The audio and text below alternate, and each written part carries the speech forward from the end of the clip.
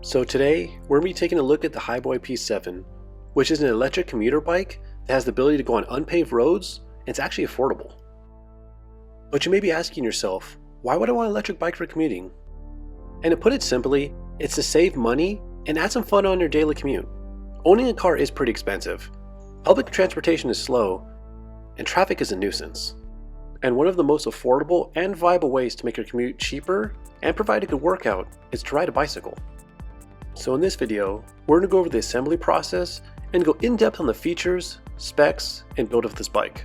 So now, let's take a closer look at the Hiboy P7. The P7 comes in your standard bike box, but it is pretty heavy, so make sure to be careful when moving, and if possible, have someone help you move it. After opening, the bike is assembled about 85%. All you have to do is install the handlebars, attach the front light, put on the front wheel, and install the pedals. Included in the box were the necessary tools, and the whole process only took me about 20 minutes. And that included having my daughter help me and walking her through the process as I was doing it. So if you're a beginner mechanic, you should have no problem putting the bike together yourself. And I also went through the whole bike, and all the bolts were tight and the shifting was perfect. And there was no adjustments needed. The P7 comes with a 6061 aluminum frame with a matte black paint job. You can also get it in a matte gray paint as well. The frame tubing has a nice shape to it, and it does a really good job of integrating the battery into the frame. The welds on this frame are also surprisingly nice, and I've gone over this frame a couple of times and the welds are consistent throughout. Another part I think the Hiboy did a really good job on is the cable management. There's a lot of cables on the front of this bike, and what Hiboy did is they used these cable management coils and bundled the cables together so there's no stray cables. They also did a pretty good job on keeping the cables tidy by having them internally routed, giving the bike a much cleaner look. The only thing that's missing is a water bottle cage mount, but it's not really a big deal since it's pretty easy and inexpensive to get a universal bottle mount.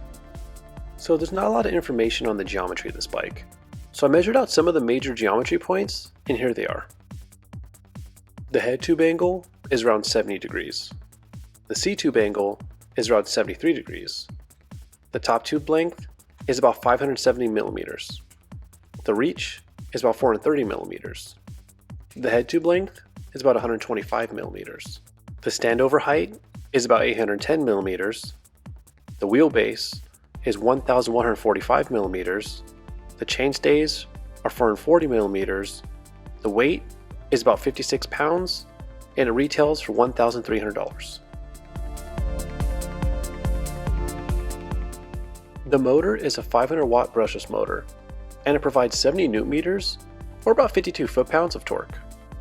The P7 has a removable lithium-ion battery, rated at 48 volts and 696 watt-hours, and has an estimated range of over 68 miles depending on your assist level, and 35 miles of range when only using the throttle. The display is an EN06, and it displays the power level, battery level, and miles per hour. It also has an odometer, trip meter, voltage meter, and a timer. For safety, the P7 comes with a 300 lumen light with a horn. Both are activated by a switch on the handlebars. It comes with a no-name brand fork with 28mm stanchions, a 44mm offset, and 120mm of travel. The handlebars have a 740mm width. The stem has a length of 90mm and has a threadless headset. It comes with 27.5-inch wheels, and both wheels have 36 spokes. The tires are made by ZC Rubber and have a 2.2-inch width. It also comes with tubes with Schrader valves. The brakes have Wuxing levers and Jack Super Brake mechanical disc brakes, with 160mm rotors both front and rear.